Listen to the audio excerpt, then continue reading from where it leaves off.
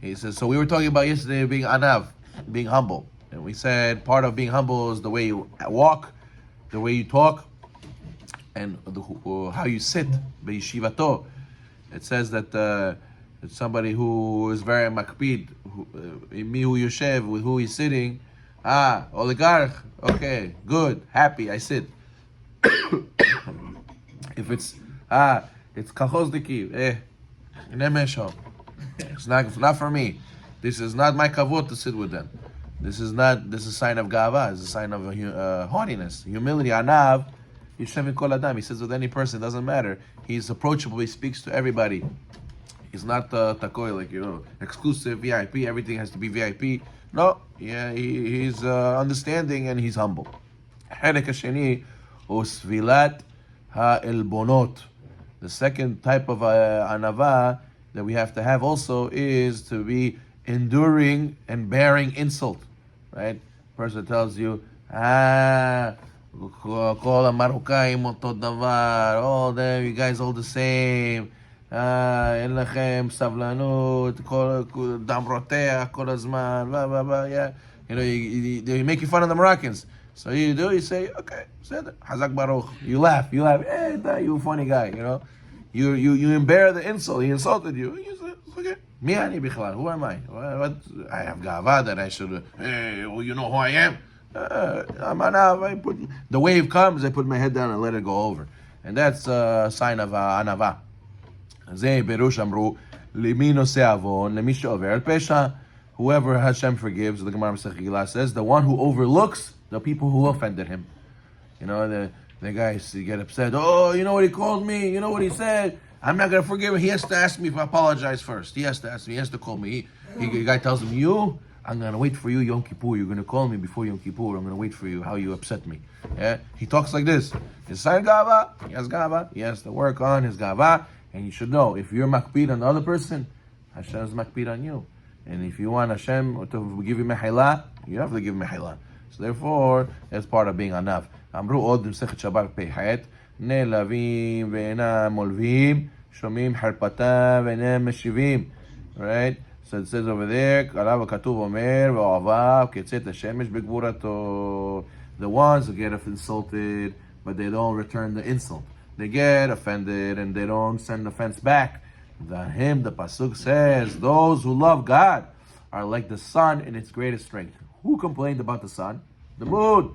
The moon said, what is this? Two people use the same crown. Meaning, ubri, get rid of the sun. Sun was quiet, didn't say anything. Okay, said it. Hashem got involved, and Hashem says, you open their mouth.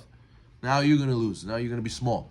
So the point is that when a person's quiet, he's like the sun, he has the zechut that he's going to last. He's going to last. People think petty. They think petty. Oh, I have to say something. I have to prove myself. No. He's a chacham. He realizes the test from Hashem, and whatever Hashem wants is going to be. And in the end, most of the time, I'm going to be like the sun. He's going to look like a fool, and I'm going to look like a chacham. Everybody regrets the day after they fight. Everybody regrets. Who regrets the most? The one who says things that you shouldn't have said. But if you were quiet the whole time, this guy's arguing you.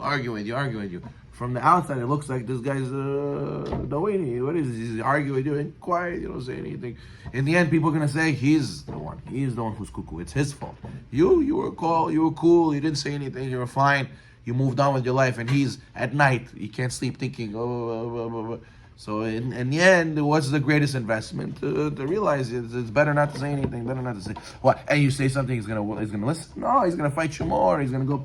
You say he's gonna give you back. He's gonna have to prove you more. So it's yisiyasara to make you think that you should go and say something. You have to realize be anav. He says sinata rabanut burichat kavod. You have to run away from the positions of dominance, fleeing from honor. As it says, whoever chases honor, run away from him. As it says by the Kohen Mashuach, it says by the anointed Kohen, it says, Kimdumin, Srarut ani noten lachem, Avdut ani noten lachem. The Pasuk, the Gemara says in Horayot, that whoever pursues the position of the domination of being in charge is actually a position of servitude. It's actually Avdut. Right? And Nachman Breslov said to his students one time, he asked the rabbi, Rebbe, should I take this position to be a rabbi? So Nachman Breslov told him, listen, you're never going to be able to say Birkat Hamazon Mekavana. He says, don't take it. He says, why? What do you mean? He says, how you say Birkat Hamazon? Now I say Birkat Hamazon. What do you mean? I have Kavana.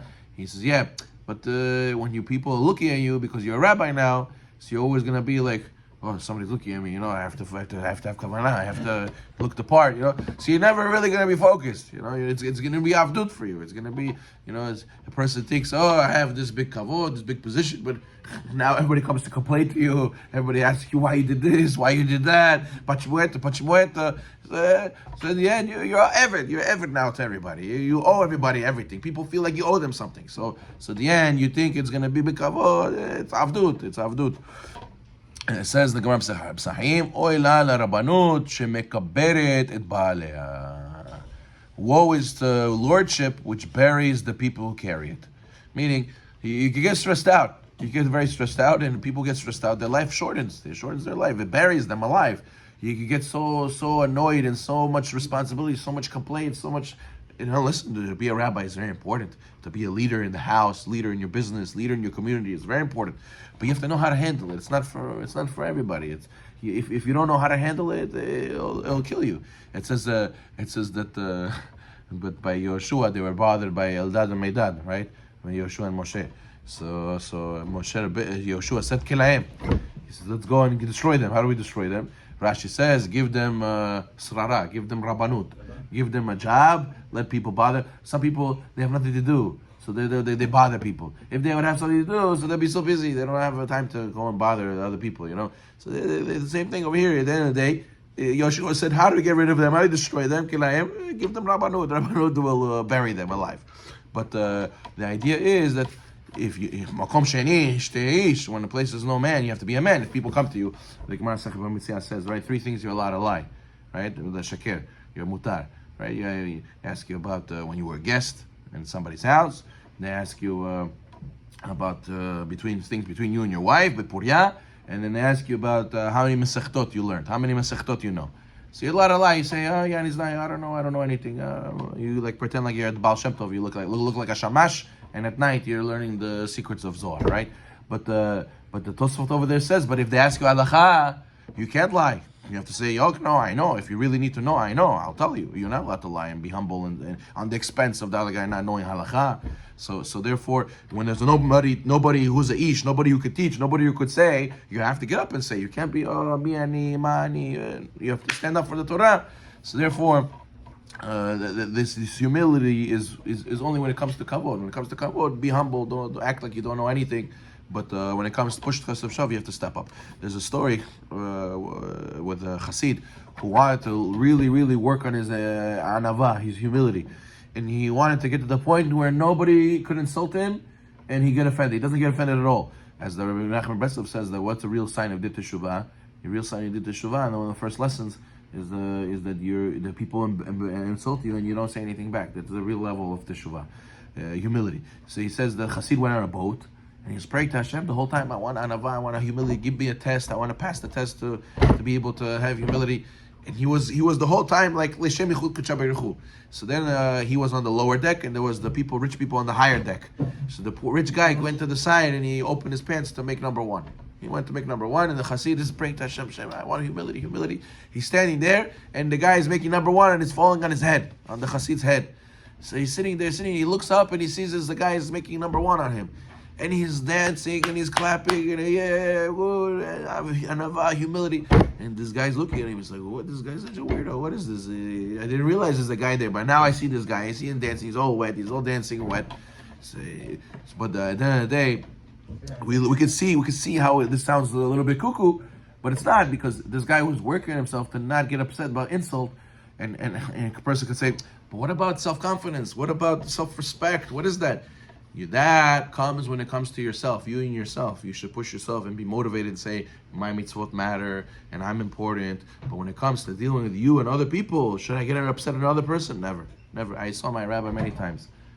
people came to him, and they sometimes there's weird people comes to shul. Sometimes weird people, and they talk about random things, and they're asking very random questions, and he's busy with other stuff. I never saw him tell him, "I don't have time for you. Leave me alone. Get out of here." He said yes, and he would answer them, and he would speak with them. Yes, he gave him attention. He was very approachable, very humble, even though you speak to him, he has no time. He's saving the world. But what? Humility. No matter who you are, when it comes to other people, be humble. Baruch Adonai.